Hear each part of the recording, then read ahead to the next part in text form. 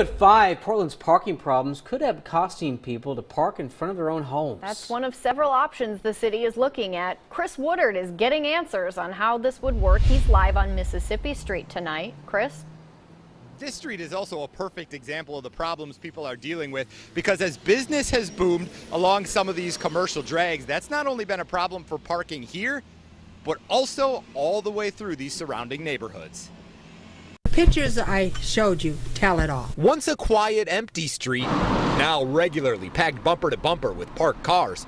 A lot has changed in 20 years for the owner of Sunlawn Lighting on Mississippi. I've actually lost customers because of it. Lack of parking on commercial corridors like Mississippi and Southeast Division has become an issue for business owners and those who live nearby. It was not nearly as large of an issue when I moved here 3 years ago. I found out the city is looking to make changes, and they've formed a committee to look at options.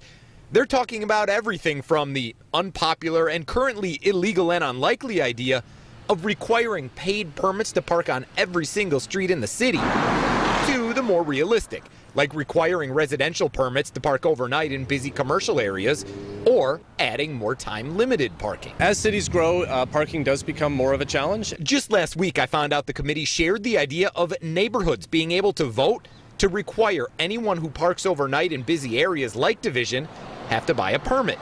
Making it more controversial, only people who live off the main drag could buy the permits, meaning people like those in these apartments right on Division couldn't even buy a permit to park in their own neighborhood. There are times they need a car. We can't ignore that need. We can't say, you can't have any parking because you live there. For some, the money is the problem, and they don't like the idea of having to pay to park in their own neighborhood at all. Some people would say, leave it as the status quo. Parking should just be free. What do you say to those folks? I think living in a growing city is always a challenge, and so this is an opportunity for us to work together with the commercial business owners and those residents to come with the best option we can and come to a solution that City Council can support. And the city is taking input both on the ideas they've already discussed or looking for people that might have new ideas. If you want to weigh in, we've let you know how to do that on our webpage at coin.com. Now, no big changes are coming anytime soon. This committee hopes to present an idea to the city council by January, and they say it will still take time after that to get anything installed and started.